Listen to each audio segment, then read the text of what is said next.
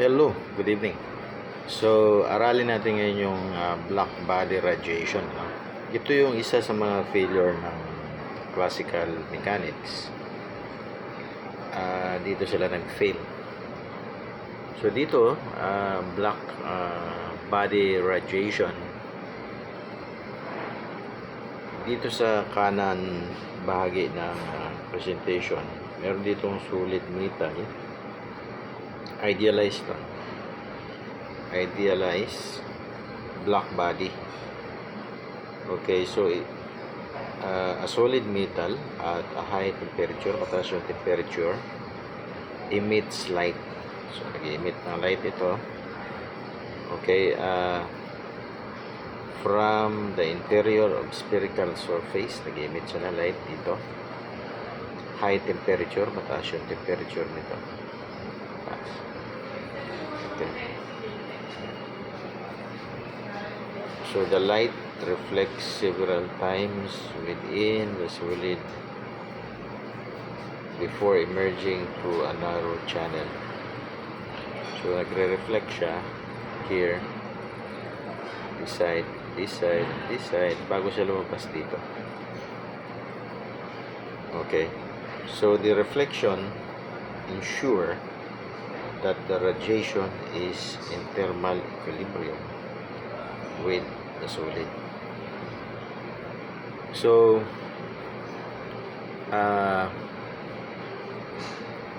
yan ay in terms of what you call that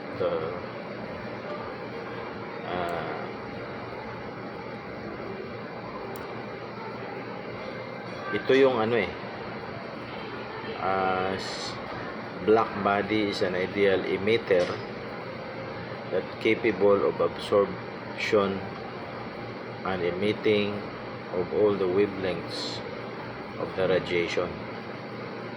So isang halimbawa ng black body yung sakalan na umiinit pag sinindihan mo, di ba? Pag sinaksak mo sa kuryente, kung ito kuryente, yung metal plate na kita mo nag-glow into orange. So nag-emit ng radiation. That is exactly the black body example, black body. So nag-emit siya ng energy. Okay, ngayon yung energy niya pwede nating express in terms of energy distribution. Sa mga ibang textbook, pwede rin namang in terms of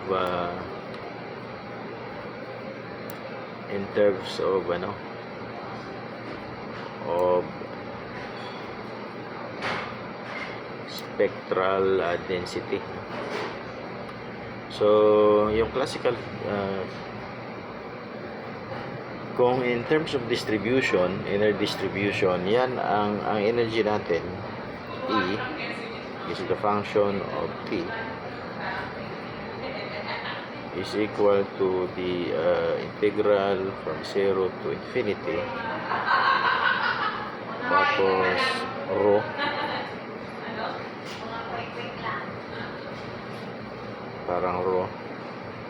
is a function of lambda and temperature with the derivative of lambda. Ang lambda natin is the wavelength. Pagka may wave ka, ganyan,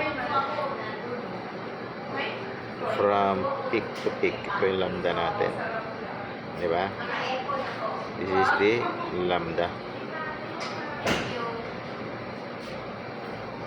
So ang pinaka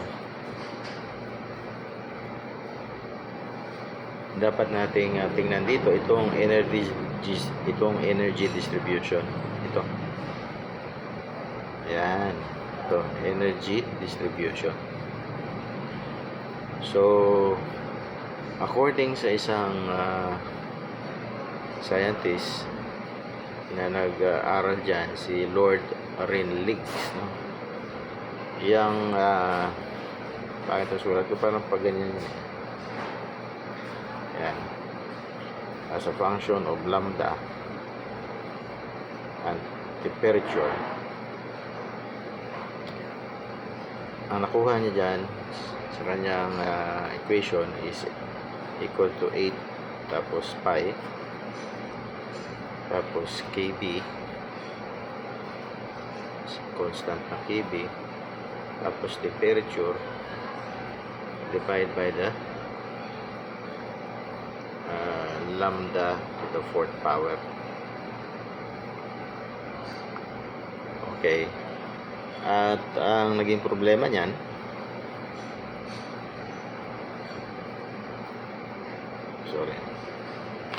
naging problema ay masyadong mataas, no? Ang kanyang pumunta ng infinity. Yang ano niya, pumunta sa infinity. So naging problemado. Kasi infinite na siya eh. Ito na yung kanyang distribution, energy distribution. Pagka ipa-plot mo from frequency, so frequency mo, at saka ito yung actually yung ginamit dito ay spectral density, no? Pero I will use the word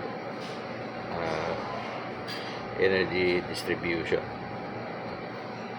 So, iba-ibang expression depende sa text. Okay, ngayon papunta sa infinity itong dotted line na to. Ito yung kapag temperature mo sa classical chemistry or classical mechanics, nagiging infinity. So ngayon may isang scientist na pangalan Max Planck, German scientist, na in-incorporate niya, naging interesado siya para pag-aralan din itong kay yung inaral ni Lord Rayleigh, no? At pinasok niya rito yung quantized no, yung quantum energy, na ibig sabihin energy is equal to n times Planck constant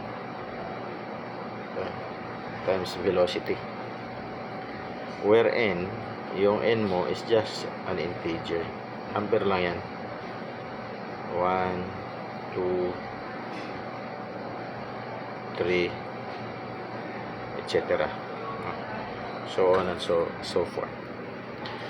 So to make the story short, lumabas sa investigation ni Planck na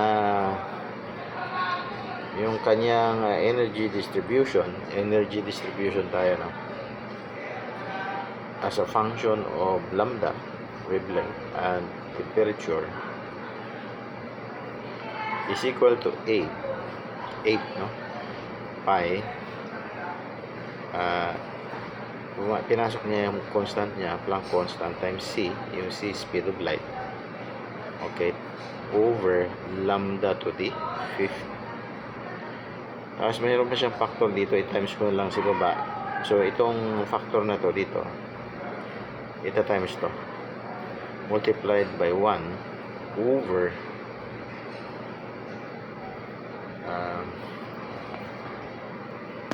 wait lang, over E raise mo sa Planck constant o C over KB lambda T minus 1. Okay, so and this is actually yung gawa ni Planck. Ang gawa ni Planck ay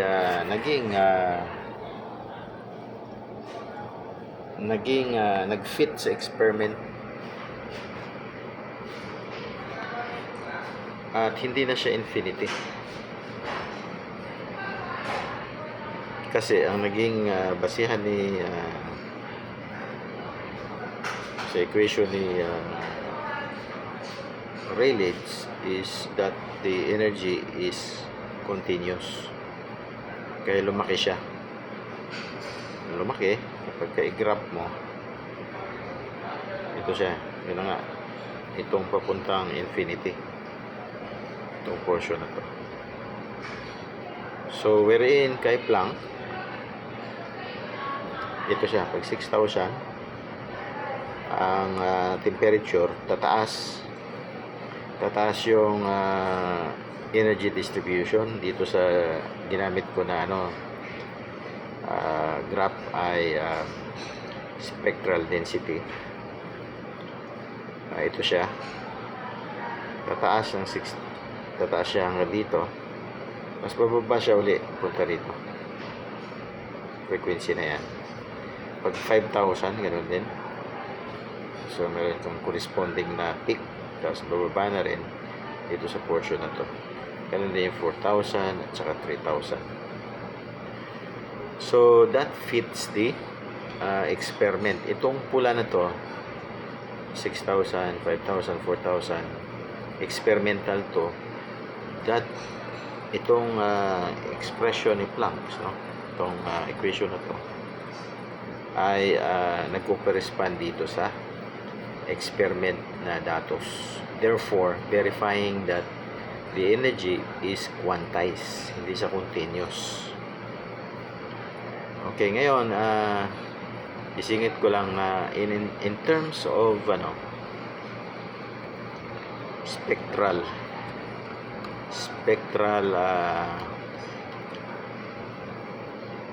ang formula niya is iba kasi ang expression ng spectral, no? Ipakita ko na rin lang para at least siguro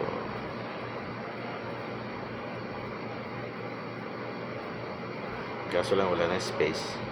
So pagka spectral,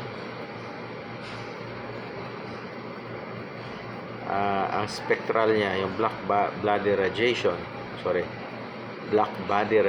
in terms of spectral, formula niya is spectral parang rho is the function of frequency, and temperature naman ito, TV equal to 8 pi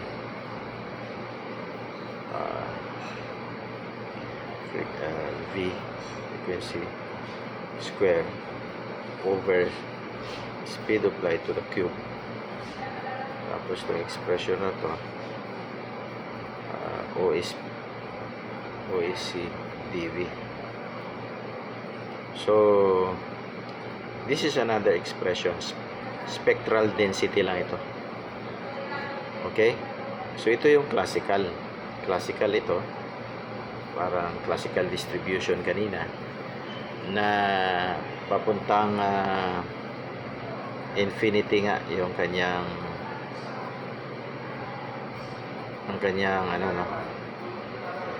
ito sa left side, papuntang infinity. So mahirap, di ba? So kapag ka-express natin with the Planck's number,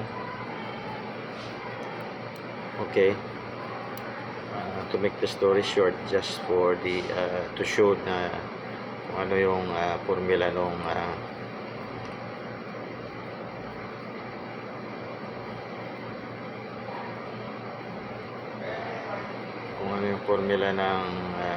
Planck's distribution, na ginamit yung assumption na ito ay quantized, yung energy is quantized. Ito naman yung formula using incorporating Planck's constant with the same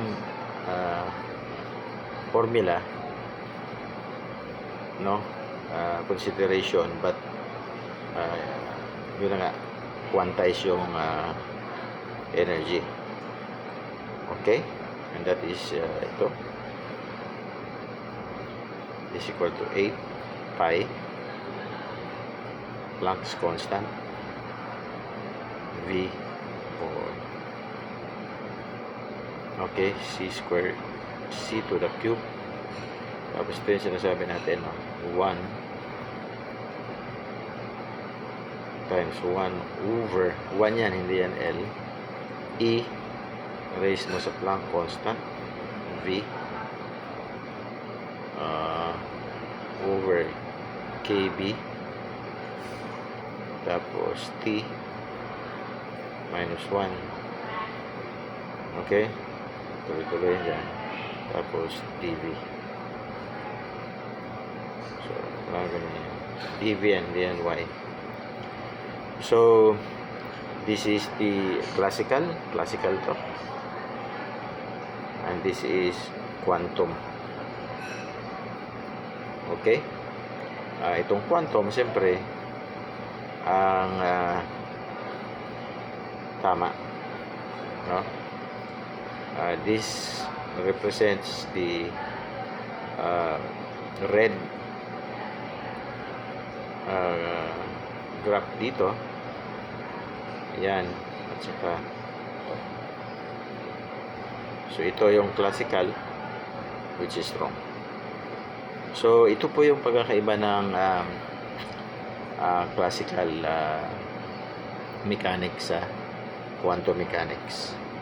Okay, with respect kapag ang pinag-usapan po natin yung black body radiation. So yun lang po, thank you so much, bye.